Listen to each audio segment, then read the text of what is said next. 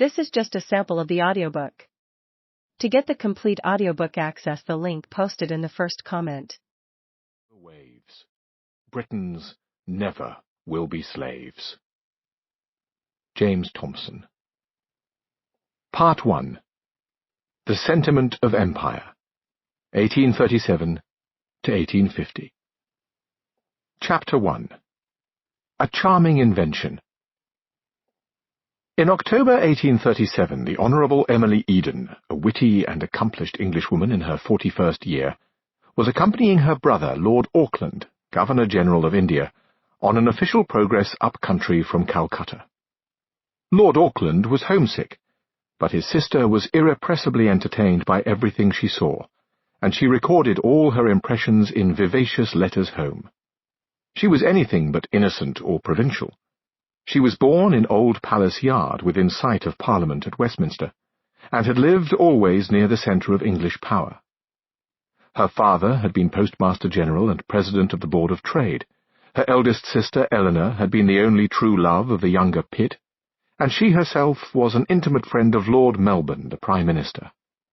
She was accordingly amused rather than awed by the scale and grandeur of His Excellency's company. They travelled sometimes by steamer up the rivers which were the principal highways of India, sometimes on camel-back, in palanquins or in elephant howdahs, and they did it with theatrical display. The gubernatorial caravan numbered some 12,000 souls, with hundreds of animals and wagons, and when they stopped for the night a city of tents sprang up, bustling and teeming about Lord Auckland's quarters, with its own bazaars and workshops and stables, its farriers and its wheelwrights, its redcoat sentries, its aides and commissaries, its delegations of local magistrates or doctors or commanding officers, its gaudy emissaries from maharajas of the country, its rituals of presentation or official entertainment, its campfires, its hurrying orderlies, its myriad ragged camp followers, its bugle calls at dusk, its smells of spice and wood smoke and leather and sweat, all under the Union Jack on its great flagstaff beneath the terrific Indian sky.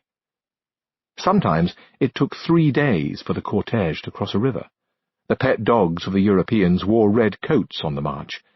When the King of Oude kindly sent his own cook along to accompany the progress, and Lord Auckland was served a succession of highly spiced pilafs and curries, St. Cloud, the Governor-General's own chef, who had once been cook to the Prince of Orange, was predictably affronted.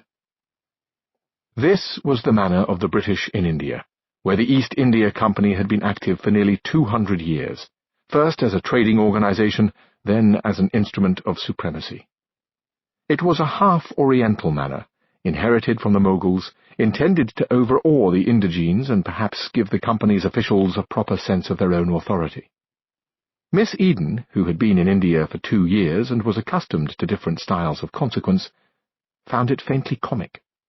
Her letters show no awareness of majesty. The Governor-General is, after all, only her diffident brother George, pining for a decent inn. His grand officials, advisers, and aides are only upper-middle-class Englishmen accompanied by gossipy wives, squirmy children, and ludicrously cosseted pets. Miss Eden is not moved by the power or the responsibility or even the historical continuity represented by their progress. She does not see that vast brown Indian landscape, those half-naked multitudes around them, as a charge upon the English conscience, or a field for high adventure. She sees it all rather as a pageant, and thanks her sister Mary warmly for sending her the latest issues of Pickwick, which, though it has already appeared in a pirate edition in Calcutta, is fresh and very funny to the Governor-General's entourage. She sees it, in fact, with the eyes of the 18th century. She was born in the old century, and her attitudes are Augustan, elegant, fastidious, entertained, urbane. Her England is the England of the younger Pitt. Her style is the style of Sheridan, Addison, and the cool, amusing ladies of the Age of Reason. But on October the 30th, 1837, she learnt beside the Ganges that the age was ended. The company, which was sailing upriver by barge and steamer, put ashore for the night in pleasant hilly country some 200 miles north of Calcutta. They looked at some convenient ruins in the evening, very picturesque, Emily thought, gave the spaniel Chance a run, did a little sketching, and received letters from England.